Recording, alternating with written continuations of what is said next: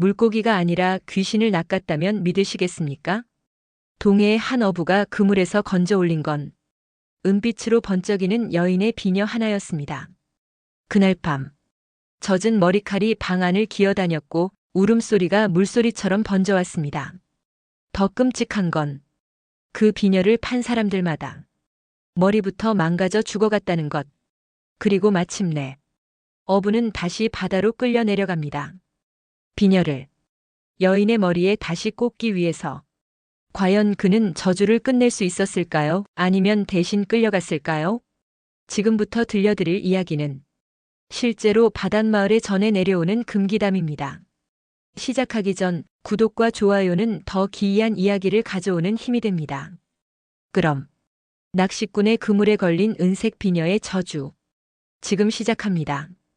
동해안 끝자락. 지도에도 제대로 이름이 올라있지 않은 작은 포구였습니다. 파도가 거칠게 달려들다가도 어느 순간 힘을 잃고 물러서는 그런 자리, 조용하고 낮은 포구였습니다. 등 뒤로는 소나무 몇 그루가 바람에 기울어진 채 서 있었고 앞으로는 끝이 보이지 않는 바다가 회색빛으로 누워 있었습니다. 사람들은 그 포구를 그냥 아랫바다라고 불렀습니다. 따로 이름을 붙일 만큼 특별한 곳이 아니었기 때문입니다. 만석은 그곳에서 태어났고 그곳에서 늙어가고 있었습니다. 어릴 적 아버지를 따라 처음 배에 올랐던 날도, 젊은 시절 아내를 잃었던 날도, 외아들이 도시로 떠나던 날도 언제나 바다는 그 자리에 있었습니다. 변한 것은 사람뿐이었고 변하지 않은 것은 파도뿐이었습니다. 그는 그것이 위로라고 생각한 적도 있었습니다. 하지만 나이 60을 넘기고 나서부터는 변하지 않는 바다가 오히려 무겁게 느껴지기 시작했습니다. 마치 자신의 긴 세월을 아무 말 없이 다 지켜본 증인처럼 바다는 그저 거기 있었습니다. 만석은 혼자였습니다. 아내는 오래전에 세상을 떠났고 아들은 한양 쪽 도시로 올라간 뒤 몇 해째 소식이 뜸했습니다. 명절에 한 번씩 쌀 한 포대를 붙여오는 것이 전부였습니다. 그것이 원망스럽지 않았다고 하면 거짓말이겠지만 만석은 그 마음을 입 밖으로 꺼낸 적이 없었습니다. 꺼낼 상대도 없었고 꺼내봤자 되돌아오는 것도 없을 터였습니다. 그는 새벽마다 혼자 배를 끌어냈습니다. 누가 시킨 것도 아니었습니다. 그냥 그렇게 살아왔으니까 그렇게 살아가고 있었습니다. 그물을 손질하고 조수를 살피고 바람의 방향을 읽는 일. 50년 가까이 반복해온 일들이었습니다. 손이 기억하는 것들이었습니다. 머리로 생각하지 않아도 몸이 먼저 움직였습니다. 그러나 그의 겨울은 유난히 고기가 없었습니다. 여름부터 이상한 기미가 있었습니다. 그물을 올릴 때마다 허탈하게 가벼웠고 오래된 뱃사람들도 고개를 저었습니다. 바다가 심상치 않다고들 했습니다. 이유는 아무도 몰랐습니다. 그냥 그런 해가 있다고 어른들은 말했지만 그 말이 위로가 되지는 않았습니다. 빈 그물을 끌어올리는 날이 거듭될수록 만석의 등은 조금씩 더 굽어갔습니다. 빚이 있었습니다. 드러내놓고 말하지는 않았지만 마을 사람들은 대충 알고 있었습니다. 몇 해 전 배 수리를 하면서 돈을 빌린 것이 시작이었습니다. 고기가 잘 잡히던 해에는 갚아나갈 수 있었습니다. 그런데 고기가 줄고 몸은 예전 같지 않고 혼자 배를 부리는 데는 한계가 있었습니다. 이자는 쌓였고 만석은 그 무게를 혼자 안고 있었습니다. 누구에게도 손을 내밀지 않은 채로. 자존심이라고 할 수도 있었고 체념이라고 할 수도 있었습니다. 그날은 유난히 날이 흐렸습니다. 새벽 안개가 걷히지 않은 채로 오전이 지나갔습니다. 파도는 높지 않았지만 어딘가 불안정하게 일렁였고 바람에는 평소와 다른 냄새가 섞여 있었습니다. 짠내보다 진한 무언가 가라앉은 것들이 올라오는 듯한 냄새였습니다. 만석은 그 냄새를 맡고도 그냥 배를 밀어냈습니다. 그물을 던지고 기다리고 끌어올리는 일을 2차례 반복했지만 그물은 번번이 가볍게 올라왔습니다. 3번째였습니다. 그물을 당기기 시작했을 때 처음에는 느끼지 못했습니다. 그런데 줄을 감아 올릴수록 분명히 달랐습니다. 무언가가 걸려 있었습니다. 고깃대가 한꺼번에 든 것과는 다른 무게였습니다. 고기는 살아 움직이는 무게를 갖지만 이것은 달랐습니다. 그냥 가라앉은 것의 무게였습니다. 만석은 천천히 그물을 끌어올렸습니다. 고기는 없었습니다. 그물 한가운데 은빛으로 번뜩이는 것이 하나 있었습니다. 비녀였습니다. 여인의 머리에 꽂는 비녀, 그것이 그물줄에 걸려 올라온 것이었습니다. 만석은 잠시 그것을 바라보았습니다. 은빛이 유난히 선명했습니다. 흙탕물에 오래 잠긴 것 치고는 지나치게 깨끗했습니다.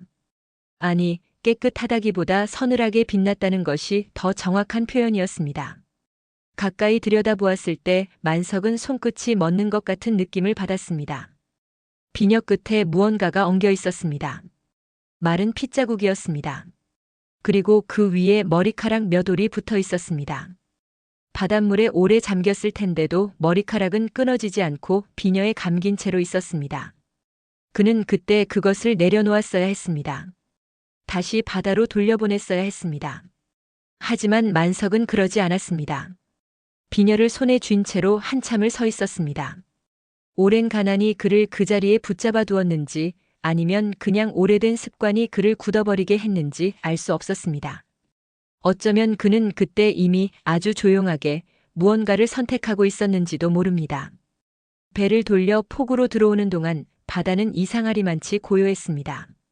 바람도 잦아들었고 파도도 숨을 죽인 듯 낮아졌습니다. 만석은 그 고요함이 불편하다고 느꼈지만 불편함이 경고라는 것을 깨닫지는 못했습니다. 그냥 피곤한 하루의 끝이라고 생각했습니다. 그날 밤, 만석은 잠자리에 들었습니다. 집 안은 조용했습니다. 문 밖에서 파도 소리가 낮게 들려왔고 바람이 처마를 스치는 소리가 간간이 섞였습니다. 언제나 그래왔던 밤이었습니다. 그런데 처음 들어보는 소리가 있었습니다. 울음소리였습니다. 여인의 울음소리였는데 어디서 나는 것인지 알 수 없었습니다. 멀지도 않고 가깝지도 않은 벽 너머에서 들려오는 것 같기도 하고 방 안에 있는 것 같기도 한 소리였습니다. 만석은 눈을 뜨지 못했습니다. 소리는 오래 이어지지 않았습니다. 그러나 사라질 때 마지막으로 낮게 가라앉는 목소리가 들렸습니다. 내 것을 돌려다오. 그것으로 끝이었습니다. 만석은 그날 밤 그것이 꿈이라고 생각했습니다. 아니, 꿈이기를 바랐습니다. 그리고 아침이 오자 어젯밤의 일을 애써 생각하지 않으려 했습니다. 비녀는 보자기에 싸서 방구석에 밀어두었습니다. 그것으로 끝날 거라고 생각했습니다. 하지만 끝은커녕 그날이 모든 것의 시작이었습니다. 그것을 만석이 깨닫게 되는 건 조금 더 시간이 흐른 뒤의 일이었습니다. 비녀는 사흘 동안 방구석에 있었습니다. 만석은 그것을 꺼내보지 않았습니다. 보자기에 싸둔 채로 낡은 뒤주 옆에 밀어두었습니다. 눈에 띄지 않는 자리였습니다. 일부러 그렇게 두었습니다. 보이지 않으면 생각하지 않아도 되니까요. 그러나 생각은 자꾸 그쪽으로 흘렀습니다. 새벽에 그물을 손질하다가도 밥을 지어 먹다가도 어느 순간 시선이 방구석으로 향했습니다. 보자기는 아무것도 아닌 듯 얌전히 놓여 있었습니다. 그런데 만석은 그것이 그냥 놓여 있다는 느낌이 들지 않았습니다. 무언가가 거기 있다는 것을 방 안전체가 알고 있는 것처럼 공기가 조금 다르게 느껴졌습니다. 그는 스스로를 나무랐습니다. 늙어서 쓸데없는 것에 겁을 먹는다고 속으로 혀를 찼습니다. 바다에서 건진 물건 하나에 이렇게 흔들리는 것이 한심하다고 생각했습니다. 50년 가까이 바다를 상대해온 사람이 비녀 하나에 잠을 설친다는 것이 부끄러웠습니다. 첫날 밤 들렸던 그 목소리도 만석은 점점 꿈이었다고 굳혀가고 있었습니다. 지친 몸으로 잠든 날 오래된 기억이 뒤섞여 만들어낸 것이라고. 바다에서 일하다 보면 간혹 그런 일이 있다고, 젊었을 때도 비슷한 경험을 한 적이 있다고 그렇게 스스로를 설득했습니다. 설득이 완전히 되지는 않았지만 어느 정도는 통했습니다. 사흘째 되는 날 그는 보자기를 풀었습니다. 비녀를 꺼내 햇빛 아래 들고 나갔습니다. 처음 그물에서 건져 올렸을 때와 다르지 않았습니다. 은빛이 서늘하게 빛났고 끝에 엉긴 마른 핏자국은 그대로였습니다. 머리카락 몇 올도 여전히 비녀에 감긴 채였습니다. 바닷물에 불어있을 법도 했지만 머리카락은 질기게 붙어 있었습니다. 만석은 손가락으로 머리카락을 떼어내려 했습니다. 잘 떨어지지 않았습니다. 억지로 뜯으려 하자 손끝이 따끔했습니다. 머리카락이 피부를 파고드는 것 같은 느낌이었는데 실제로 상처가 생긴 것은 아니었습니다. 그냥 그런 느낌이었습니다. 만석은 손을 떼고 비녀를 다시 내려다보았습니다. 은 함량이 높다는 것은 한눈에 알 수 있었습니다. 무게가 묵직했고 빛이 탁하지 않았습니다. 장식 문양도 단순하지 않았습니다. 가난한 집 여인의 것이 아니었습니다. 어느 집 교수의 것인지 아니면 제법 형편이 있는 집 마님의 것인지 자세히는 몰라도 그냥 흘려보내기 아까운 물건이라는 것은 분명했습니다. 그 생각이 들자 만석의 머릿속에서 다른 계산이 시작되었습니다. 그는 그 계산을 부끄럽게 여기면서도 멈추지 못했습니다.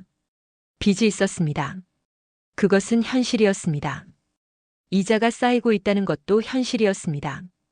이번 겨울도 고기가 없다는 것도 현실이었습니다. 비녀를 바다에 돌려보내는 것은 쉬운 일이었지만 그렇게 한다고 해서 빚이 줄지는 않았습니다. 만석은 한참 서 있었습니다. 바람이 지나갔습니다. 그는 비녀를 다시 보자기에 쌌습니다. 마을 한쪽에 노파가 살고 있었습니다. 이름을 아는 사람이 별로 없었습니다. 그냥 박 노인네 혹은 아랫마을 할매라고 불렸습니다. 나이가 얼마인지도 정확히 아는 사람이 없었습니다. 만석이 어릴 때도 그 노파는 이미 늙어 있었습니다. 귀가 어둡고 눈이 흐릿한 것처럼 보였지만 이상한 것을 먼저 알아채는 데는 누구보다 빠른 사람이었습니다. 만석이 그 노파를 찾아간 것은 계획이 있어서가 아니었습니다. 그냥 발이 그쪽으로 움직였습니다. 비녀를 보자기에 싸서 품에 안고 좁은 골목을 따라 노파의 집 앞에 섰을 때 노파는 이미 문 앞에 나와 있었습니다.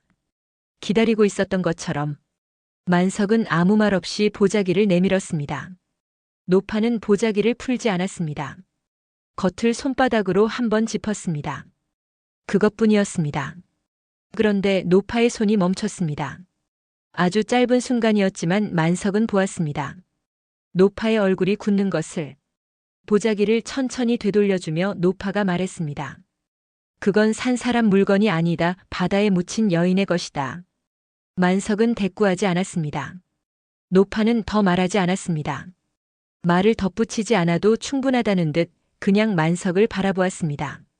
주름 깊은 얼굴에서 눈만 맑았습니다. 그 눈이 무언가를 말하고 있었지만 만석은 그 말을 읽으려 하지 않았습니다. 그는 고개를 끄덕이는 둥 마는 둥 하고 돌아섰습니다. 포구 끝에 작물을 거래하는 자가 있었습니다.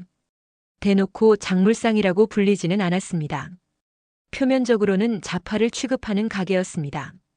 그러나 포구 사람들은 다 알고 있었습니다. 출처를 묻지 않고 값을 후하게 쳐주는 그곳이 어떤 곳인지.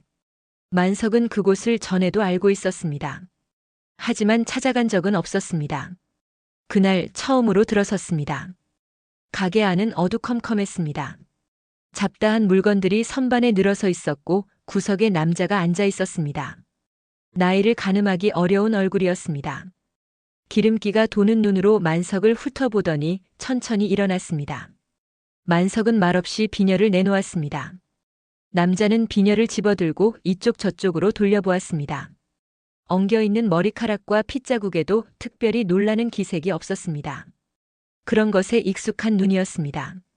잠시 침묵이 흘렀습니다. 남자가 값을 불렀습니다. 만석이 기대했던 것보다 낮았습니다. 그러나 빈손으로 돌아가는 것보다는 나았습니다. 그는 짧게 생각하다가 고개를 끄덕였습니다. 돈은 그 자리에서 받았습니다. 가게를 나서는 만석의 발걸음은 가벼워야 했습니다. 빚의 무게가 조금은 덜어졌으니까요. 그런데 이상하게도 발이 무거웠습니다. 무언가를 흘리고 나온 것 같은 느낌이었습니다. 돈을 받았는데 오히려 무언가를 잃은 것 같은 기분. 그는 그 기분을 털어냈습니다. 그냥 오래 굶다가 밥을 먹을 때 드는 어색함 같은 것이라고 생각했습니다. 곧 익숙해질 거라고, 내일이 되면 괜찮을 거라고. 집으로 돌아와 저녁을 지어 먹었습니다. 오랜만에 배를 채운 것 같은 느낌이었습니다. 그날 밤은 조용했습니다. 울음소리도 없었고 이상한 냄새도 없었습니다. 파도 소리만 낮게 이어졌습니다. 만석은 꽤 깊이 잠들었습니다.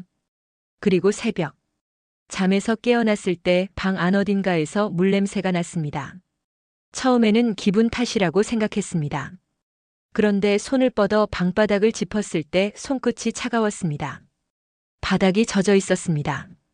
창문은 닫혀 있었습니다. 빗소리도 들리지 않았습니다. 그런데 방바닥은 분명히 젖어 있었습니다. 마치 바닷물이 아주 천천히 기어들어온 것처럼 만석은 한동안 그 자리에 앉아 있었습니다. 밖에서는 파도 소리가 들렸습니다. 여느 밤과 다르지 않은 소리였습니다. 그런데 그날은 그 소리가 조금 더 가까이 들렸습니다. 집 쪽으로 아주 조금씩 다가오고 있는 것처럼 만석은 그것이 무엇을 뜻하는지 아직 알지 못했습니다. 아니, 알면서도 모른 척하고 있었는지도 모릅니다. 그리고 그 모른 척이 이후에 어떤 대가를 요구하게 될지는 그때의 만석으로서는 도저히 헤아릴 수 없는 일이었습니다. 그 뒤로 사흘이 지났습니다. 바닥이 젖어 있던 일은 다시 일어나지 않았습니다. 만석은 그것이 다행이라고 생각했습니다. 한 번쯤은 그런 일이 있을 수 있다고, 오래된 집이 습기를 머금은 것이라고, 어느 틈에 스며든 바닷바람 탓이라고 스스로 납득할 만한 이유들을 하나씩 붙여나갔습니다. 납득은 되지 않았지만 그렇게 하지 않으면 달리 방법이 없었습니다. 새벽마다 배를 끌어내고 그물을 던지고 돌아오는 일과가 이어졌습니다. 고기는 여전히 없었습니다. 겨울 바다는 차갑고 인색했습니다. 그물을 올릴 때마다 허탈한 가벼움이 손에 전해졌고 만석은 그것에 점점 무감각해지고 있었습니다. 기대하지 않으면 실망도 없다는 것을 나이가 들면서 몸으로 배운 사람이었습니다. 비녀를 판 돈은 아직 손대지 않은 채였습니다. 빚을 갚는 데 쓰기로 마음먹었지만 막상 돈을 손에 쥐고 나니 선뜻 내놓기가 어려웠습니다. 당장 내일 먹을 것도 불안한 형편이었습니다. 빚은 조금 늦어도 된다고, 이자 정도는 감당할 수 있다고 만석은 돈을 뒤주 안쪽 깊숙이 밀어 넣었습니다. 그날 밤이었습니다. 처음으로 머리카락이 나왔습니다. 아침에 일어나 방바닥을 보았을 때 만석은 처음엔 자신의 것이라고 생각했습니다. 나이 들면 머리카락이 빠진다는 것을 알고 있었고 잠을 자다 보면 이불에 몇 올씩 묻어나는 일도 있었습니다. 그런데 쭈그려 앉아 자세히 들여다보니 달랐습니다. 길었습니다. 만석의 머리카락이 아니었습니다. 여인의 머리카락이었습니다. 검고 길고 가늘었습니다. 방바닥에 늘어진 모양이 어딘가 부자연스러웠습니다. 흘러내린 것이 아니라 놓인 것 같았습니다. 마치 누군가가 일부러 펼쳐두고 간 것처럼 너무 가지런했습니다. 만석은 그것을 집어밖에 버렸습니다. 아무렇지 않은 척했습니다. 속으로는 아무렇지 않지 않았지만 그 다음 날 새벽이었습니다. 아궁이에 불을 지피려고 부싯돌을 튕겼습니다. 불씨가 붙었습니다. 성겁게 번지는가 싶더니 잠시 후 꺼졌습니다. 다시 지폈습니다. 또 꺼졌습니다. 3번, 4번을 반복해도 불이 붙지 않았습니다. 마른 장작이었고 바람이 드는 방향도 나쁘지 않았습니다. 이상할 것이 없는 조건이었습니다. 그런데 불이 붙지 않았습니다. 만석은 무릎을 꿇고 아궁이 안을 들여다보았습니다. 장작은 멀쩡했습니다. 습기가 찬 것도 아니었습니다. 그냥 불이 살지 않는 것이었습니다. 마치 아궁이 안의 공기가 불을 허락하지 않는 것처럼. 결국 그날 아침은 밥을 짓지 못했습니다. 찬밥으로 끼니를 때우고 배를 나갔다 돌아왔을 때 아궁이는 아무 일도 없었던 것처럼 불이 잘 붙었습니다. 만석은 한참 아궁이 앞에 앉아 있었습니다. 타오르는 불을 바라보며 아무 생각도 하지 않으려 했습니다. 생각하지 않는 것이 점점 어려워지고 있었습니다. 사흘째 되던 날 아침이었습니다. 문을 열고 나서려는데 문 앞 흙바닥에 무언가가 있었습니다. 발자국이었습니다. 맨발의 발자국이었습니다. 크지 않았습니다. 작고 좁은 여인의 발자국이었습니다. 발자국은 젖어 있었습니다. 물기가 흙에 스며들어 주변보다 색이 진했습니다. 만석은 발자국이 시작되는 곳을 찾으려 했습니다. 없었습니다. 발자국은 문 앞에서 끝나 있었습니다. 거꾸로였습니다. 어디선가 걸어와서 문 앞에 선 것이 아니라 문 앞에서 시작해서 어딘가로 이어지는 것이었습니다. 방 안에서 나온 것처럼. 만석은 뒤를 돌아보았습니다. 방 안 흙바닥을 살폈습니다. 방 안에는 없었습니다. 발자국은 문지방을 넘어 마당으로 이어졌고 마당을 가로질러 골목 쪽으로 향하다가 거기서 끊겼습니다. 사라졌습니다. 비린내가 났습니다. 발자국 주변에서 바다에서 오래 잠긴 것들이 풍기는 그 특유의 냄새가 났습니다. 만석은 그 냄새를 평생 맡아온 사람이었습니다. 그래서 더 잘 알았습니다. 이것은 생선 냄새가 아니었습니다. 바다 깊은 곳, 빛이 닿지 않는 자리에서 올라오는 냄새였습니다. 그는 발자국 옆에 한동안 쪼그리고 앉아 있었습니다. 이웃집에서 닭 우는 소리가 들렸습니다. 멀리서 파도 소리가 들렸습니다. 세상은 평범하게 아침을 맞고 있었습니다. 만석만 평범하지 않은 것들 옆에 앉아 있었습니다. 꿈을 꾸기 시작한 것은 그 무렵부터였습니다. 처음 꿈은 흐릿했습니다. 물속이었습니다. 깊은 곳인지 얕은 곳인지 알 수 없었습니다. 빛이 없었고 소리도 없었습니다. 그냥 물속에 잠겨 있는 느낌이었습니다. 숨이 막히지는 않았습니다. 꿈속에서는 그것이 이상하지 않았습니다. 그리고 여인이 있었습니다. 멀리서 보였습니다. 물속에 서 있었습니다. 흰 옷이었습니다. 머리카락이 물속에 풀어져 있었습니다. 가까이 가려 했지만 가까워지지 않았습니다. 발을 움직이는데 제자리인 것 같았습니다. 여인은 만석을 보고 있었습니다. 아니, 정확히는 만석을 향해 서 있었습니다. 얼굴이 보이지 않았습니다. 머리카락이 얼굴을 가리고 있었습니다. 그런데 보이는 것이 있었습니다. 머리 위였습니다. 머리 한가운데 비녀가 꽂혀 있어야 할 자리가 비어 있었습니다. 텅 비어 있었습니다. 비어 있다는 것이 이상하게 눈에 밟혔습니다. 없어야 할 자리가 비어 있는 것이 아니라 있어야 할 것이 없어서 생긴 공백이었습니다. 그 빈자리가 꿈 내내 만석의 눈에서 떠나지 않았습니다. 여인은 입을 열지 않았습니다. 아무 말도 하지 않았습니다. 그런데 만석은 알았습니다. 말을 하지 않아도 그것이 무엇을 뜻하는지. 꿈속에서는 말이 없어도 뜻이 전해지는 법이었습니다. 여인은 이렇게 말하고 있었습니다. 내 머리를 찢어놓고 갔다. 만석은 그 꿈에서 깨어났을 때 이불이 젖어 있다는 것을 알아챘습니다. 땀이었는지 물이었는지 알 수 없었습니다. 이상한 일들은 그것으로 끝나지 않았습니다. 하나씩 조용히 쌓여갔습니다. 새벽마다 방바닥에 머리카락이 늘어져 있었습니다. 한 올씩 늘었습니다. 처음엔 몇 올이었던 것이 어느 날은 한 줌이 되어 있었습니다. 만석은 그것을 매일 아침 쓸어 모아 버렸습니다. 버리고 나면 아무것도 없는 듯 하루가 시작되었습니다. 그리고 다음 날 아침이면 다시 있었습니다. 아궁이 불은 저절로 꺼지는 날이 늘었습니다. 불이 꺼지면 방 안이 차가워졌습니다. 겨울 날씨 탓이라고 하기에는 지나치게 차가웠습니다. 이불을 뒤집어 써도 온기가 돌지 않는 차가움이었습니다. 살속까지 스며드는 바닷속 같은 차가움이었습니다. 문 앞 발자국은 매일 아침 있었습니다. 방향은 늘 같았습니다. 방 안에서 시작해 마당을 가로질러 골목 어딘가에서 사라지는. 만석은 발자국이 향하는 방향이 어딘지 한번 끝까지 따라가 보려 했습니다. 골목을 빠져나가면 바다로 이어지는 길이었습니다. 거기서 발자국은 끊겼습니다. 폭우 앞이었습니다. 만석이 비녀를 건져 올린 자리와 멀지 않은 곳이었습니다. 그는 그 자리에 서서 바다를 바라보았습니다. 파도가 낮게 밀려왔다 물러갔습니다. 물결 위로 아침 햇빛이 조각조각 부서졌습니다. 아름다운 광경이었습니다. 그런데 만석은 그것이 아름답게 보이지 않았습니다. 바다가 자신을 바라보고 있다는 느낌이 들었습니다. 오래전부터 기다리고 있었다는 느낌이. 그는 천천히 발걸음을 돌렸습니다. 집으로 돌아가는 길이 평소보다 멀게 느껴졌습니다. 등 뒤에서 파도 소리가 들렸습니다. 여느 때와 다르지 않은 소리였습니다. 그런데 그날은 그 소리가 꼭 발소리처럼 들렸습니다. 천천히 뒤를 따라오는 발소리처럼. 만석은 뒤를 돌아보지 않았습니다. 돌아보지 않는 것이 나을 것 같았습니다. 이유는 설명하기 어려웠지만 그것만큼은 분명히 알 수 있었습니다. 지금 돌아보면 안 된다고. 집에 돌아와 문을 닫고서야 숨을 내쉬었습니다. 비녀를 판 돈은 아직 뒤주 안에 있었습니다. 손대지 않은 채로.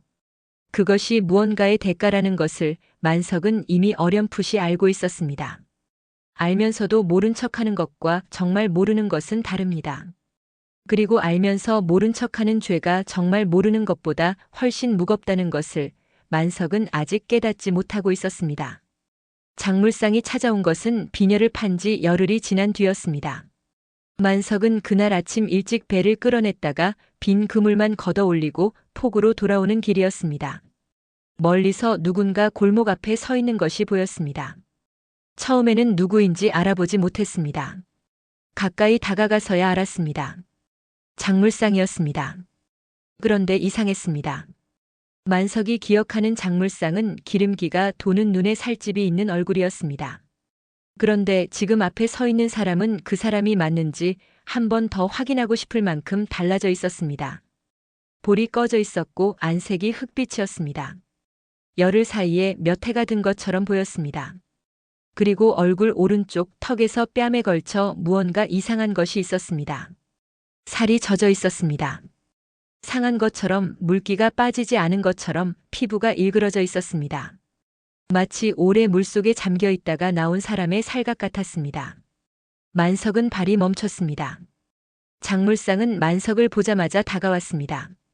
걸음이 불안정했습니다. 한쪽으로 기우는 것 같았습니다. 가까이 오자 냄새가 났습니다. 비린내였습니다. 바다 깊은 곳에서 올라오는 그 냄새였습니다. 만석은 사흘째 자신의 집에서 맡아온 냄새와 같다는 것을 알아챘습니다. 장물상은 말없이 무언가를 내밀었습니다. 보자기였습니다. 만석이 비녀를 쌓았던 바로 그 보자기였습니다. 그 비녀 가져가라, 밤마다 머리를 뜯어간다. 목소리가 갈라져 있었습니다. 제대로 잠을 자지 못한 사람의 목소리였습니다. 눈빛이 흔들렸습니다. 무언가에 오래 시달려온 사람의 눈이었습니다. 만석은 그 눈을 보며 아무 말도 하지 못했습니다. 보자기를 열었습니다. 비녀였습니다. 분명히 팔았던 그 비녀였습니다. 은빛은 여전히 서늘하게 빛났습니다. 그런데 달라진 것이 있었습니다. 비녀 끝에 엉겨있던 머리카락이 늘어 있었습니다. 처음 그물에서 건져 올렸을 때보다 장물상에게 팔았을 때보다 분명히 더 많았습니다. 만석은 보자기를 닫았습니다. 장물상은 돈을 돌려달라고 하지 않았습니다. 그냥 돌아섰습니다. 골목을 빠져나가는 그의 뒷모습은 만석이 기억하는 사람의 뒷모습이 아니었습니다. 비녀가 어디로 팔려갔는지 알게 된 것은 그로부터 며칠이 지나서였습니다. 마을 사람들이 수군거리기 시작했습니다. 포구 위쪽 주막에서 일하던 기생이 죽었다는 이야기였습니다. 이름은 들어본 적이 있었습니다. 마을에서 제법 알려진 여인이었습니다. 소리를 잘한다고 손님이 끊이지 않는다고 했던 사람이었습니다. 죽은 방식이 문제였습니다. 우물에서 발견되었습니다. 목이 꺾인 채로. 스스로 빠진 것인지 누가 밀어넣은 것인지 알 수 없었지만 목이 꺾인 각도가 이상했습니다. 물에 빠질 때 생기는 것이 아니라는 말이 돌았습니다. 살아있을 때 꺾인 것 같다고. 그리고 한 가지가 더 있었습니다. 기생이 죽던 날 머리에 은비녀를 꽂고 있었다는 것이었습니다. 새로 구한 것이라고 했습니다. 꽂은 첫날이었다고. 만석은 그 이야기를 들었을 때 밥상 앞에 앉아 있었습니다. 숟가락을 내려놓았습니다. 한동안 아무것도 하지 않았습니다. 비녀는 다시 만석의 집에 있었습니다. 받아서 어떻게 해야 할지 알 수 없었습니다. 바다에 던져버리면 된다고 생각했습니다. 그런데 손이 움직이지 않았습니다. 던져버리는 것이 해결이 될지 확신이 없었습니다. 아니, 어쩌면 이미 던져버릴 수 있는 시간이 지나간 것인지도 모른다는 생각이 들었습니다. 비녀는 뒤주 위에 올려두었습니다. 보자기도 씌우지 않았습니다. 씌워봤자 소용이 없다는 것을 이미 알고 있었습니다. 그로부터 이틀 뒤 장물상이 죽었다는 소식이 들려왔습니다. 발견되었을 때 머리카락이 모조리 빠져 있었다고 했습니다. 두피가 드러난 채로 방 안에서 혼자 죽어 있었다고 했습니다. 외상은 없었습니다. 병이 있었던 것도 아니었습니다. 그냥 죽어 있었습니다. 얼굴에는 무언가를 오래 바라본 사람의 표정이 굳어 있었다고 시신을 수습한 사람이 말했습니다. 만석은 그 이야기를 전해 들으며 장물상의 얼굴을 떠올렸습니다. 젖어 있던 살갗, 갈라진 목소리, 돌아서던 뒷모습. 그 뒤에 무슨 밤들이 있었을지 만석은 상상하고 싶지 않았지만 상상이 멈추지 않았습니다. 그 뒤로 소문이 번졌습니다. 마을 사람들은 직접적으로 말하지 않았습니다. 서로 눈짓으로 주고받았습니다. 은비녀를 거친 사람마다 이상한 일이 생긴다는 것을 모두가 알면서 아무도 먼저 입 밖에 내지 않았습니다. 죽음의 방식이 하나같이 비슷했기 때문이었습니다. 기생은 목이 꺾인 채 우물에서 나왔고 작물상은 머리카락이 모조리 빠진 채로 방에서 죽었습니다. 그 비녀가 잠시 다른 사람의 손을 거쳤다는 이야기도 돌았습니다. 확인은 되지 않았지만 그쪽에서도 비슷한 일이 있었다는 말이 들렸습니다. 두피가 갈라졌다고 했습니다. 잠을 자다가 머리카락이 한꺼번에 빠졌다고 했습니다. 그리고 끝내 목이 부러졌다고 했습니다. 언제나 머리와 관련된 것이었습니다. 머리카락이거나 두피이거나 목이거나 그 공통점이 사람들을 조용하게 만들었습니다. 공통점이 있다는 것은 우연이 아니라는 뜻이었습니다. 물귀신의 머리를 건드린 죄다. 누가 먼저 말했는지는 몰랐습니다. 그러나 그 말이 한 번 나오자 마을 사람들은 고개를 끄덕였습니다. 부정하는 사람이 없었습니다. 만석은 그 말을 전해 들었을 때 자신의 방에 있었습니다. 뒤주 위의 비녀를 바라보고 있었습니다. 은빛이 희미한 저녁빛 속에서 차갑게 빛났습니다. 집안은 조용했습니다. 너무 조용했습니다. 바깥에서 들려야 할 파도 소리도 바람 소리도 이상하게 끊겨 있었습니다. 만석은 그때 처음으로 분명하게 느꼈습니다. 이것이 단순한 흉물이 아니라는 것을, 비녀를 거친 사람들이 죽어나가는 것이 자신과 무관한 일이 아니라는 것을, 시작은 자신이었다는 것을, 그러나 그것을 인정하는 것과 어떻게 해야 하는가를 아는 것은 전혀 다른 문제였습니다. 만석은 오래 앉아 있었습니다. 밖이 완전히 어두워진 뒤에도 등불을 켜지 않은 채로 어둠 속에서 비녀만 희미하게 빛났습니다. 그리고 그날 밤 만석은 꿈을 꾸지 않았습니다. 꿈을 꾸지 않는 밤이 오히려 더 무서웠습니다. 여인이 나타나지 않는다는 것은 잠잠해진 것이 아니었습니다. 무언가를 기다리고 있다는 뜻이었습니다. 무언가를 결정하고 다음을 준비하고 있다는 뜻이었습니다. 만석은 그것이 무엇인지 알지 못했습니다. 아니, 어렴풋이 알고 있었지만 알고 싶지 않았습니다. 날이 밝으면 누군가를 찾아가야 한다는 것만은 분명했습니다. 이것은 혼자 감당할 수 있는 것이 아니었습니다. 평생 혼자 살아온 사람이 처음으로 혼자서는 안 된다는 것을 느끼고 있었습니다. 비녀는 여전히 뒤주 위에 있었습니다. 아침이 오기를 기다리는 것인지 만석이 결심하기를 기다리는 것인지 알 수 없었습니다. 어둠 속에서 희미하게 그리고 아주 차갑게 빛나고 있었습니다. 바닷가 무당을 찾아간 것은 이른 아침이었습니다. 날이 채 밝기도 전에 만석은 집을 나섰습니다. 비녀를 보자기에 싸서 품에 안았습니다. 걸음이 빠르지는 않았습니다. 빠르게 걸을 수가 없었습니다. 몸이 무거웠습니다. 며칠째 제대로 먹지 못하고 잠을 설친 탓이기도 했지만 그것만이 아니었습니다. 발걸음을 옮길 때마다 품 안의 비녀가 느껴졌습니다. 무게는 처음과 다르지 않았습니다. 그런데 안고 있는 것이 무겁게 느껴졌습니다. 물건의 무게가 아니라 다른 종류의 무게였습니다. 무당의 집은 포구에서 한참을 걸어야 했습니다. 마을을 벗어나 해안선을 따라 이어지는 좁은 길을 걸어야 했습니다. 길 한쪽은 낭떠러지처럼 바다로 떨어졌고 다른 쪽은 소나무 숲이었습니다. 아침 안개가 아직 거치지 않아 앞이 흐릿했습니다. 파도 소리가 가까웠습니다. 발밑으로 자갈이 구르는 소리가 났습니다. 만석은 걸으면서 생각했습니다. 이것이 부끄러운 일인지 아닌지를. 평생 무당이나 귀신 이야기를 믿지 않았습니다. 바다에서 잔뼈가 굵은 사람들 중에는 두 가지가 있었습니다.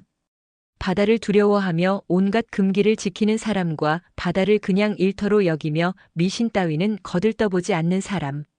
만석은 후자였습니다. 젊었을 때 아내가 풍어제에 같이 가자고 했을 때도 바쁘다는 핑계로 빠진 적이 있었습니다. 지금 생각하면 아내에게 미안한 일이었습니다. 그런 사람이 무당을 찾아가고 있었습니다. 부끄럽다고 생각했습니다. 그러나 부끄러움보다 다른 것이 더 컸습니다. 이름을 붙이기 어려운 감각이었습니다. 두려움이라고 하기에는 너무 조용했고 체념이라고 하기에는 아직 무언가를 붙잡고 있었습니다. 그냥 더 이상 혼자서는 안 된다는 것이었습니다. 무당의 집이 보였습니다. 집이라고 하기엔 작았습니다. 돌담으로 둘러싸인 낮은 건물이었습니다. 지붕에 이끼가 끼어 있었고 처마에 무언가가 여러 개 매달려 있었습니다. 가까이 가서 보니 천조각이었습니다. 색이 바랬지만 한때는 붉고 파랬을 것들이었습니다. 바람에 조용히 흔들렸습니다. 문은 열려 있었습니다. 만석이 담 앞에 서자 안에서 기척이 났습니다. 부르지 않았는데 무당이 나왔습니다. 나이가 얼마인지 알 수 없는 얼굴이었습니다. 주름이 깊었지만 눈이 맑았습니다. 마을 노파와 비슷한 인상이었지만 다른 점이 있었습니다. 노파의 눈이 경고를 담고 있었다면 무당의 눈은 이미 알고 있는 사람의 눈이었습니다. 만석을 한번 훑어보고 안으로 들어가라는 눈짓을 했습니다. 말이 없었습니다. 집안은 어두컴컴했습니다. 창이 작았고 아침빛이 제대로 들어오지 않았습니다. 구석에 촛불이 몇 개 켜져 있었습니다. 향 냄새가 났습니다. 벽에는 뭔가 그려진 종이들이 붙어 있었습니다. 만석은 그것들을 자세히 보지 않으려 했습니다. 무당이 자리를 잡고 앉았습니다. 만석도 맞은편에 앉았습니다. 아무 말도 하지 않았는데 무당이 손을 내밀었습니다. 만석은 품에서 보자기를 꺼냈습니다.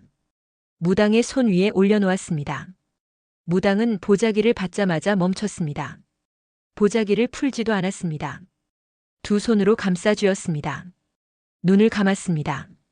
오랜 시간이 흐른 것 같았지만 실제로는 짧은 순간이었습니다. 그 짧은 순간 동안 집안의 촛불이 흔들렸습니다. 바람이 없었는데도 무당이 눈을 떴습니다. 그리고 소리쳤습니다. 이건 시신에서 뽑은 게 아니다. 산채로 뽑혔다. 목소리가 컸습니다. 조용한 집안에서 울렸습니다. 만석은 몸이 굳는 것 같았습니다. 무당은 보자기를 쥔 채로 만석을 바라보았습니다. 눈이 흔들리지 않았습니다. 만석은 아무 말도 하지 못했습니다. 무당이 천천히 보자기를 내려놓았습니다. 그리고 말을 이었습니다. 서두르지 않았습니다. 오래전부터 알고 있었던 것을 꺼내놓듯 차분하고 낮은 목소리였습니다. 폭풍우가 치던 밤이었다고 했습니다. 몇 해 전의 일이었습니다. 이 바다에서 있었던 일이었습니다. 만석도 그 폭풍을 기억했습니다. 사흘 동안 바람이 멈추지 않아 배를 낼 수 없었던 그 폭풍이었습니다. 포구 끝 방파제가 무너지고 묶어둔 배 두 척이 부서졌습니다. 그 폭풍우 치던 밤 한 배가 뒤집혔습니다. 배에는 여인이 타고 있었습니다. 어디서 왔는지 어디로 가는 길이었는지 자세한 것은 무당도 말하지 않았습니다. 다만 그 여인이 배에서 바다로 떨어졌다고 했습니다. 폭풍 속이었습니다. 파도가 높았고 어둠이 짙었습니다. 여인은 사라졌습니다. 시신이 떠오르지 않았습니다. 폭풍이 지나간 뒤 사람들이 수습하러 나갔지만 여인은 없었습니다. 바다가 가져간 것이었습니다. 그런데 시신이 떠오르기 전에 먼저 올라온 것들이 있었습니다.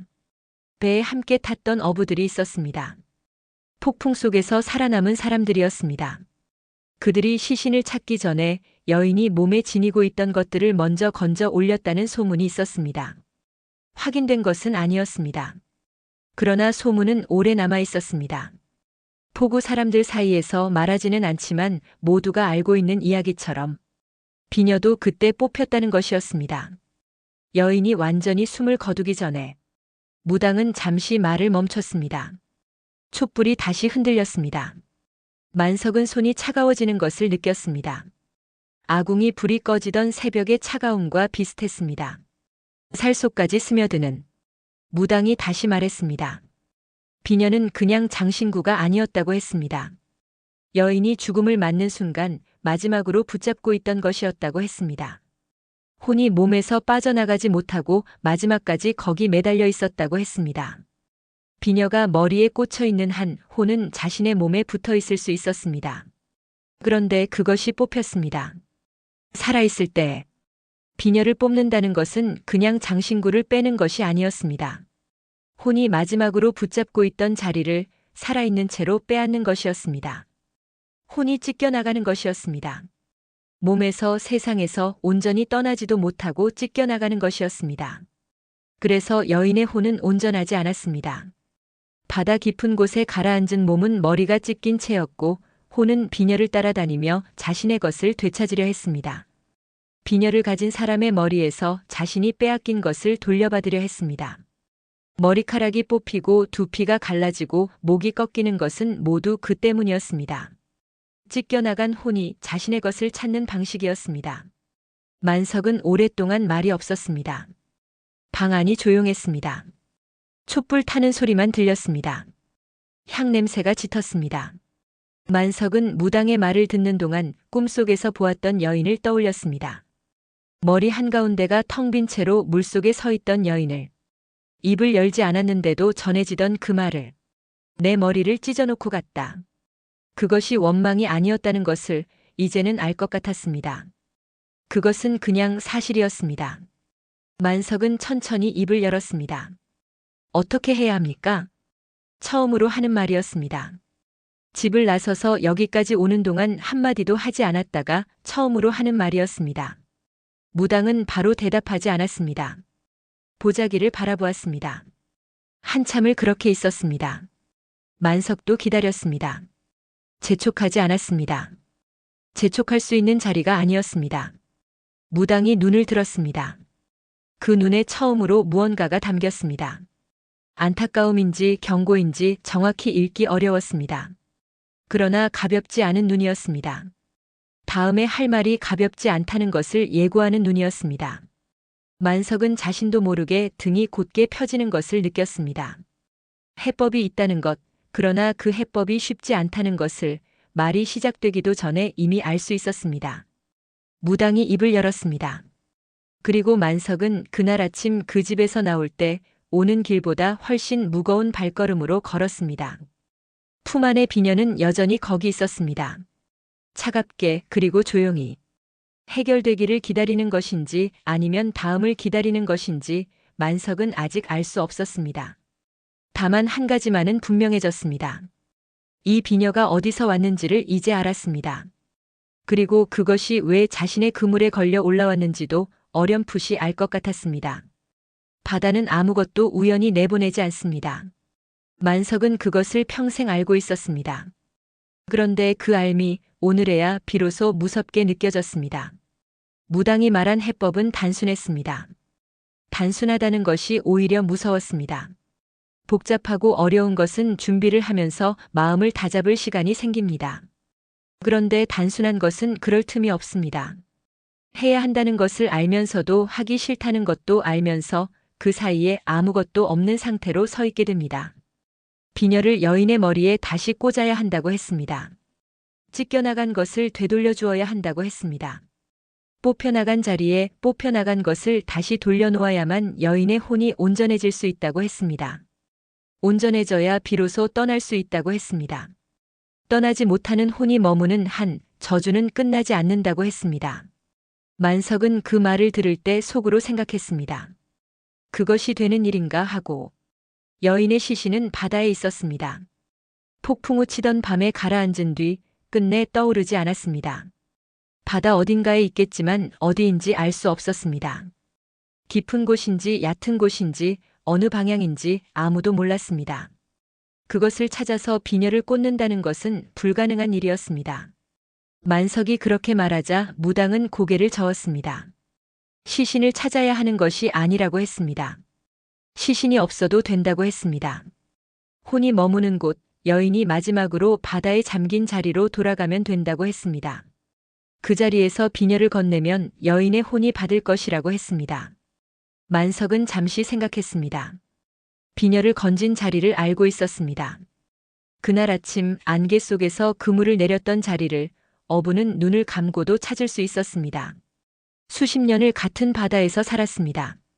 바다 위의 자리를 기억하는 것은 육지의 길을 기억하는 것과 다르지 않았습니다. 파도의 흐름, 물색의 차이, 바닥에 걸리는 그물의 느낌. 그것들이 지도였습니다. 그 자리로 돌아가는 것은 할 수 있었습니다. 무당이 말을 이었습니다. 그것만으로는 부족하다고 했습니다. 비녀를 처음 건진 자리로 돌아가는 것, 그것이 첫 번째였습니다. 두 번째는 재물이었습니다. 피를 섞은 재물을 바쳐야 한다고 했습니다. 여인의 혼에게 진심을 보여야 한다고 했습니다. 혼은 말을 듣지 않는다고 했습니다. 혼은 느끼는 것이라고 했습니다. 진심이 담기지 않은 것은 받지 않는다고 했습니다. 만석은 고개를 끄덕였습니다. 재물은 준비할 수 있었습니다. 가난했지만 없는 살림에서도 정성을 들이면 되는 것이었습니다. 피를 섞는다는 것이 마음에 걸렸지만 그것도 못할 일은 아니었습니다. 세 번째를 말할 때 무당의 목소리가 낮아졌습니다. 직접 물속으로 들어가야 한다고 했습니다. 재물을 바치고 비녀를 내밀고 사죄를 해야 하는데 그것은 배 위에서 할 수 있는 것이 아니라고 했습니다. 직접 물속으로 들어가 여인의 혼과 마주해야 한다고 했습니다. 그래야 여인이 받아들인다고 했습니다. 만석은 그 말을 듣고 잠시 말이 없었습니다. 겨울 바다였습니다. 물이 얼마나 차가운지 만석은 알고 있었습니다. 젊었을 때도 겨울에 물에 빠진 적이 있었습니다. 허리까지 잠겼을 때 숨이 막히는 것 같았습니다. 지금은 그때보다 몸이 약했습니다. 나이가 들었습니다. 심장이 예전 같지 않다는 것을 자신이 알고 있었습니다. 그러나 그것이 못하겠다는 이유가 될 수 없다는 것도 알았습니다. 무당이 잠시 말을 멈추었습니다. 만석은 그 침묵이 끝이 아니라는 것을 느꼈습니다. 아직 말하지 않은 것이 있었습니다. 무당이 다시 입을 열었습니다. 대신 무당의 목소리가 더 낮아졌습니다. 여인이 너를 대신 데려갈 수도 있다. 집안이 조용해졌습니다. 촛불이 흔들렸습니다. 향연기가 가늘게 올라갔습니다. 만석은 무당의 말이 귓속에서 천천히 가라앉는 것을 느꼈습니다. 다시 물어볼 필요가 없었습니다. 무슨 뜻인지 분명했습니다. 여인에게 비녀를 돌려준다고 해서 여인이 반드시 그것으로 만족하리라는 보장이 없다는 것이었습니다. 비녀를 돌려받는 것과 그것을 빼앗겼던 것에 대한 대가를 받는 것은 다른 문제였습니다. 오래 찢겨 있었던 혼이 비녀 하나를 돌려받는다고 그냥 떠날 수도 있었습니다. 그러나 그냥 떠나지 않을 수도 있었습니다. 만석은 오래 앉아 있었습니다. 무당은 더 이상 말하지 않았습니다. 말해줄 수 있는 것은 다 말했다는 듯 그냥 기다렸습니다. 결정은 만석이 해야 했습니다. 해야 한다고 강요할 수 없는 것이었습니다. 그것은 목숨이 걸린 일이었습니다. 만석은 무당의 집을 나섰습니다. 집으로 돌아오는 길은 더뎠습니다. 해안선을 따라 걸으면서 만석은 바다를 보았습니다. 겨울 바다는 무거운 빛깔이었습니다. 낯빛과 회색 사이 어딘가의 색이었습니다. 파도는 높지 않았지만 일정하게 밀려왔다 물러났습니다. 쉬지 않았습니다. 바다는 언제나 쉬지 않았습니다. 만석은 걸음을 멈추고 바다를 한동안 바라보았습니다. 여인이 빠진 것이 이 바다였습니다. 자신이 비녀를 건진 것도 이 바다였습니다. 작물상에게 팔았고 기생이 죽었고 작물상이 죽었습니다. 그 시작에 자신이 있었습니다. 그것을 부정할 수 없었습니다. 가난이 그렇게 만들었다고 할 수 있었습니다. 몰랐다고 할 수 있었습니다. 노파가 경고했을 때 귀를 기울이지 않은 것이 잘못이었다고 그 정도로 마무리 지을 수도 있었습니다. 그러나 만석은 그렇게 하지 않았습니다. 변명이 없는 것은 아니었지만 변명이 아무것도 되돌리지 못한다는 것을 알았습니다. 죽은 사람들이 있었습니다. 그 죽음의 시작에 자신이 있었습니다. 집에 돌아와 며칠을 보냈습니다. 아무것도 결정하지 않은 채로 그냥 하루하루를 보냈습니다. 새벽에 배를 끌어내고 그물을 던지고 돌아오는 일을 계속했습니다. 고기는 여전히 없었습니다. 비녀는 뒤주 위에 있었습니다. 새벽마다 머리카락이 방바닥에 있었습니다. 아궁이 불이 저절로 꺼지는 날도 있었습니다. 이상한 일들은 멈추지 않았습니다. 그러나 만석을 가장 무겁게 짓누른 것은 이상한 일들이 아니었습니다. 꿈이었습니다. 물속의 여인이 매일 밤 나타났습니다. 가까워지지 않았습니다. 항상 멀리 있었습니다. 머리 한가운데 빈자리가 보였습니다. 여인은 아무 말도 하지 않았습니다. 그냥 거기 있었습니다. 그런데 그냥 거기 있는 것이 가장 힘들었습니다. 원망하면 맞서거나 사죄할 수 있었습니다. 그런데 여인은 원망하지 않았습니다. 그냥 기다리고 있었습니다. 오래전부터 아무도 오지 않을 것을 알면서도 기다리는 사람처럼 만석은 그 꿈에서 깰 때마다 눈이 젖어 있었습니다. 자신이 울었는지 알지 못했습니다. 언제 울었는지도 몰랐습니다. 그냥 눈이 젖어 있었습니다. 결심이 선 것은 어느 날 밤이었습니다. 특별한 계기가 있었던 것은 아니었습니다. 그냥 밤이 깊었습니다. 등불도 켜지 않은 채로 앉아 있다가 만석은 일어섰습니다. 뒤주 위에 비녀를 집었습니다. 손에 쥐었습니다. 차가웠습니다. 언제나 차가웠습니다. 그런데 이상하게 그날은 그 차가움이 다르게 느껴졌습니다. 물건의 차가움이 아니라 오래 기다린 것의 차가움이었습니다. 만석은 비녀를 품에 넣었습니다. 재물을 준비하는데 이틀이 걸렸습니다. 가진 것이 많지 않았습니다. 쌀을 씻어 밥을 지었습니다. 포구에서 생선을 손질했습니다. 정성을 들였습니다. 무당이 말한 피는 자신의 것을 쓰기로 했습니다. 손가락 끝을 작은 칼로 그었습니다. 피가 났습니다. 재물 위에 떨어뜨렸습니다. 그것을 준비하는 동안 만석은 아무 생각도 하지 않으려 했습니다. 생각을 하면 두려워질 것 같았습니다. 두려워지면 발이 멈출 것 같았습니다. 그래서 그냥 손을 움직였습니다.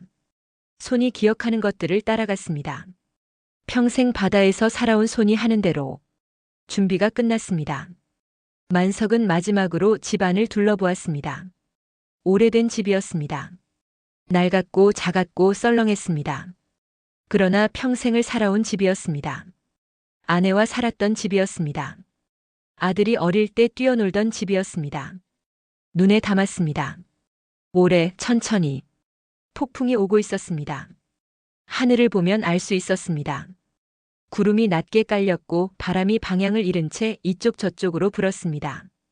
파도가 높아지고 있었습니다. 어부의 눈에는 분명히 보였습니다. 오늘 밤 폭풍이 올 것이었습니다. 무당이 따로 말하지 않았지만 만석은 알았습니다. 지금이라는 것을. 폭풍우 치던 밤 여인이 바다에 빠졌습니다. 폭풍이 오는 밤 만석이 바다로 들어가야 했습니다. 그것이 맞는 것 같았습니다. 설명하기 어려웠지만 오래 바다에서 산 사람에게는 그런 것이 있었습니다. 바다가 내보내는 신호를 읽는 것. 만석은 재물을 챙겼습니다. 비녀를 품에 넣었습니다. 집을 나섰습니다. 바람이 강해지고 있었습니다. 처마가 낮게 울었습니다. 하늘은 어두웠습니다. 포구 쪽에서 파도 소리가 높게 들렸습니다. 만석은 걸었습니다. 등 뒤로 집이 멀어졌습니다. 앞으로 바다가 가까워졌습니다. 그 사이 어딘가에서 만석은 오늘 밤 자신이 돌아올 수 있을지 없을지를 알 수 없다는 것을 조용히 받아들였습니다. 두렵지 않다고 하면 거짓말이었습니다. 그러나 두려움이 전부는 아니었습니다. 오래 묵은 것을 내려놓으러 가는 사람의 발걸음이었습니다.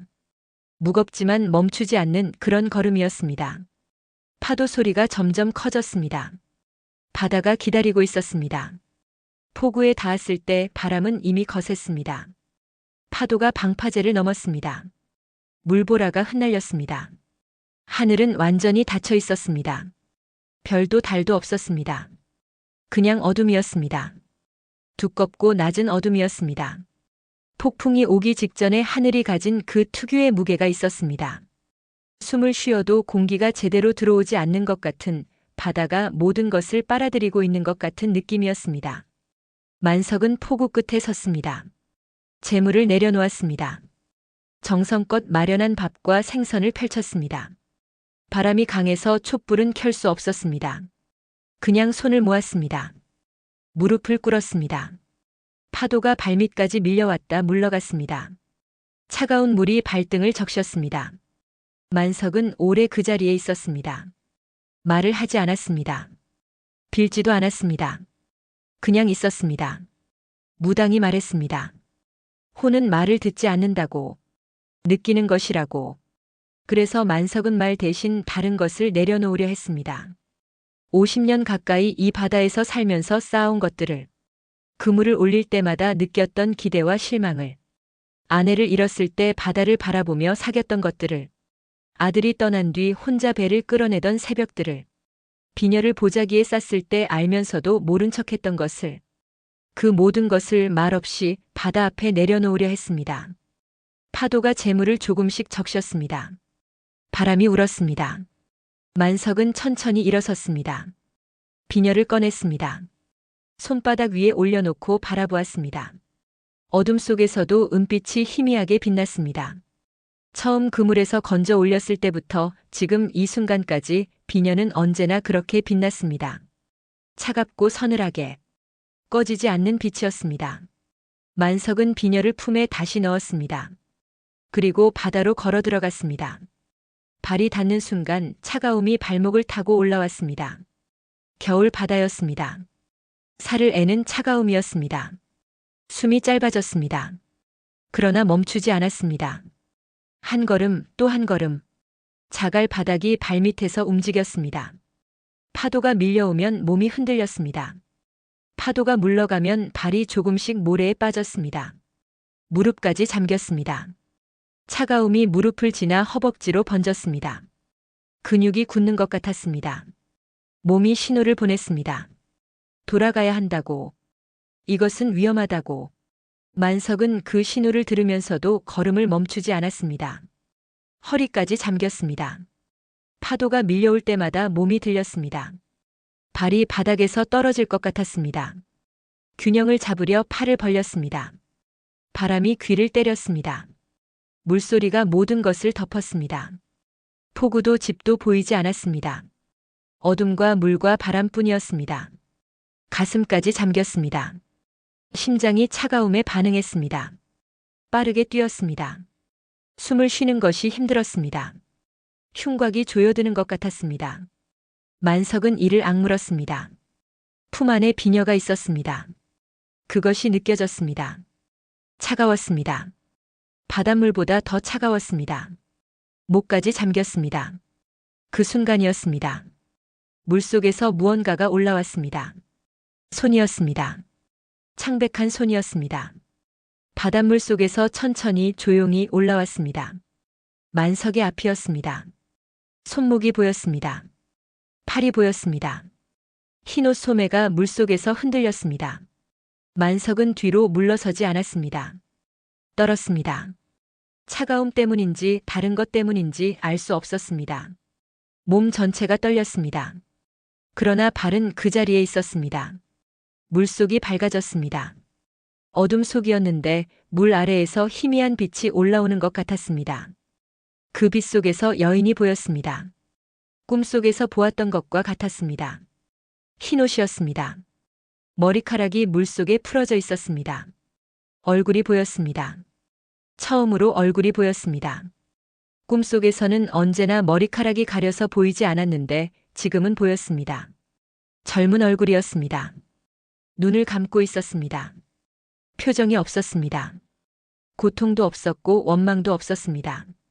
그냥 오래 잠든 사람의 얼굴이었습니다. 그리고 보였습니다. 머리 한가운데 비어있는 자리가 꿈에서 보았던 것과 같았습니다. 있어야 할 것이 없어서 생긴 공백이었습니다.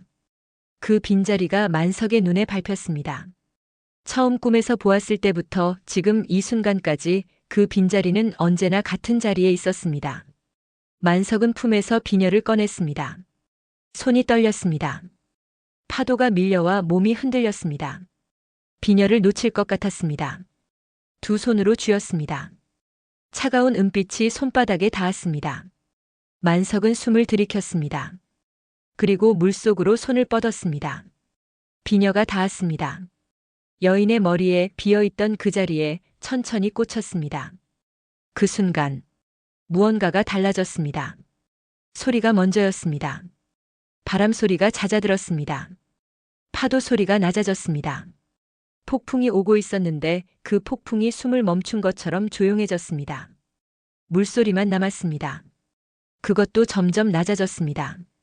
그리고 여인의 얼굴이 달라졌습니다. 찢겨있던 것이 봉합되는 것처럼 비녀 자리를 중심으로 무언가가 돌아오는 것 같았습니다.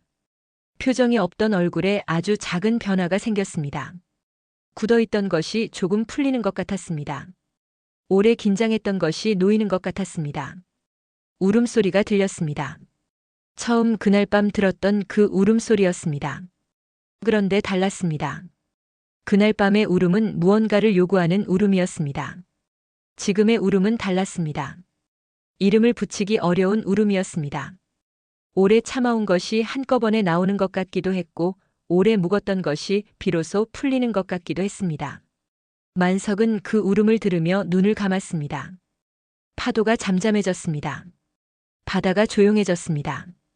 여인이 속삭였습니다. 이제 돌려받았다. 목소리가 낮았습니다.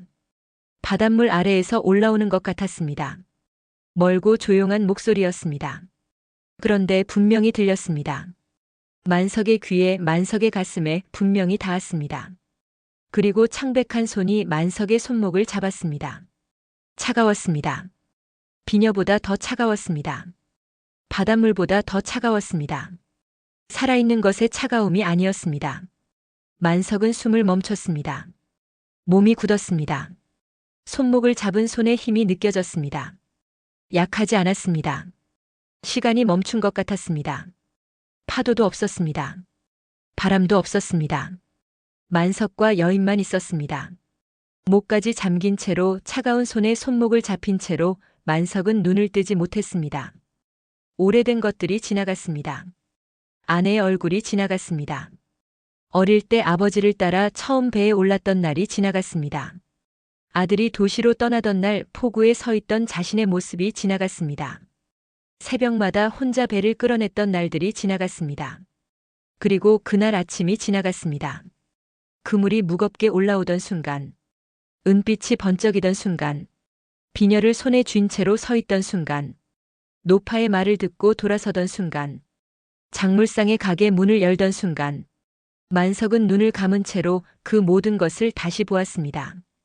그리고 손목을 잡은 힘이 풀렸습니다. 손이 놓였습니다. 천천히 조용히 물속으로 내려갔습니다. 흰옷 소매가 어둠 속으로 사라졌습니다. 물 아래에서 올라오던 빛이 꺼졌습니다. 여인이 사라졌습니다. 바다가 다시 어두워졌습니다. 파도가 돌아왔습니다. 바람이 다시 불었습니다. 폭풍은 아직 오고 있었습니다. 세상은 멈추지 않았습니다. 그러나 무언가가 달라졌습니다. 공기가 달랐습니다. 물의 색이 달랐습니다. 만석이 느끼는 것이 달랐습니다. 무거운 것이 없어졌습니다. 오래 지고 있었던 것이 없어졌습니다. 만석은 천천히 몸을 돌렸습니다. 포구 쪽으로 걸어 나왔습니다. 한 걸음씩 천천히.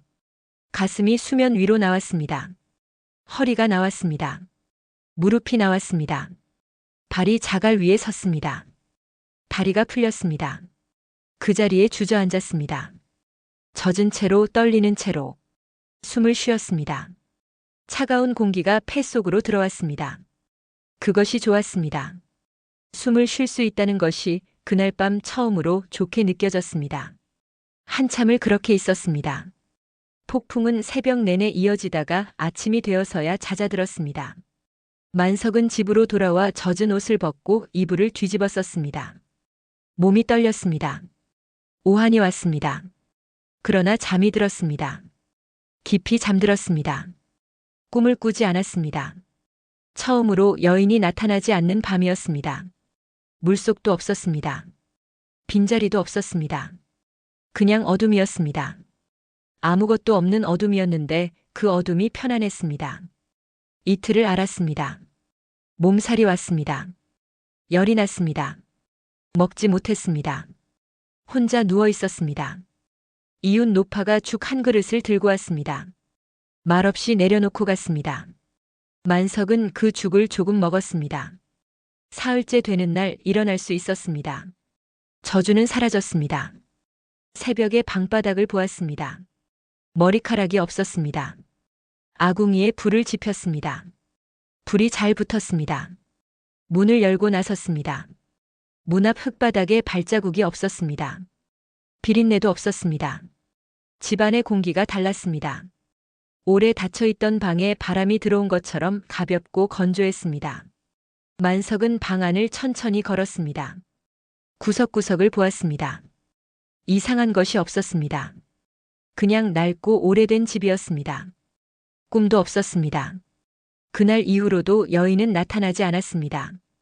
울음소리도 들리지 않았습니다. 집안에 머무르던 것이 떠난 것을 말하지 않아도 알 수 있었습니다. 공기로 알 수 있었습니다. 오래 바다에서 살아온 사람은 그런 것을 느끼는 법이었습니다. 그러나 달라진 것이 하나 있었습니다. 며칠이 지나 아침에 일어나 물을 마시려고 부엌에 들어섰을 때였습니다. 바가지에 물을 담고 거울 앞을 지나쳤습니다. 만석은 평소에 거울을 잘 들여다보지 않았습니다. 그냥 지나쳤습니다. 그런데 무언가 눈에 걸렸습니다. 다시 거울을 보았습니다. 정수리였습니다. 머리 한가운데 정수리 부분에 동그랗게 머리카락이 없었습니다. 피부가 드러나 있었습니다. 바다에서 나온 날 있었던 것인지 며칠 사이에 생긴 것인지 알 수 없었습니다. 아프지는 않았습니다. 상처도 없었습니다.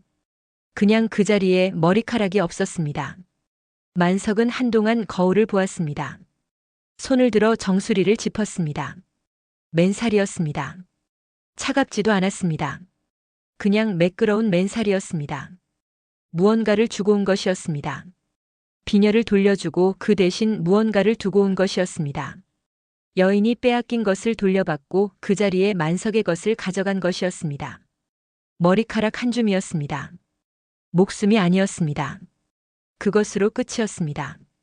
만석은 천천히 손을 내렸습니다. 거울에서 눈을 떼었습니다. 부엌을 나왔습니다. 그 뒤로 만석은 평소와 다르지 않게 살았습니다. 새벽마다 배를 끌어냈습니다. 그물을 던졌습니다. 이상하게도 그의 봄부터는 고기가 들었습니다. 많지는 않았지만 빈 그물은 아니었습니다. 만석은 그것에 대해 아무 말도 하지 않았습니다. 그냥 받았습니다. 정수리의 머리카락은 끝내 자라지 않았습니다. 한 해가 지나도 두 해가 지나도 그 자리만은 언제나 비어 있었습니다. 마을 사람들이 물어보면 만석은 대답하지 않았습니다. 웃거나 고개를 돌렸습니다. 그 자리에 대해 말하지 않았습니다. 말할 수 없었습니다. 말한다고 해서 전해질 수 있는 것이 아니었습니다. 마을 사람들은 말했습니다. 귀신의 것을 탐하면 머리 하나쯤은 내줘야 한다고. 누가 먼저 시작한 말인지 알 수 없었습니다. 그러나 그 말은 마을에 남았습니다. 오래된 이야기처럼 어느 틈엔가 모두가 알고 있는 이야기가 되었습니다. 아이들에게 전해지고 아이들이 자라서 또 전했습니다.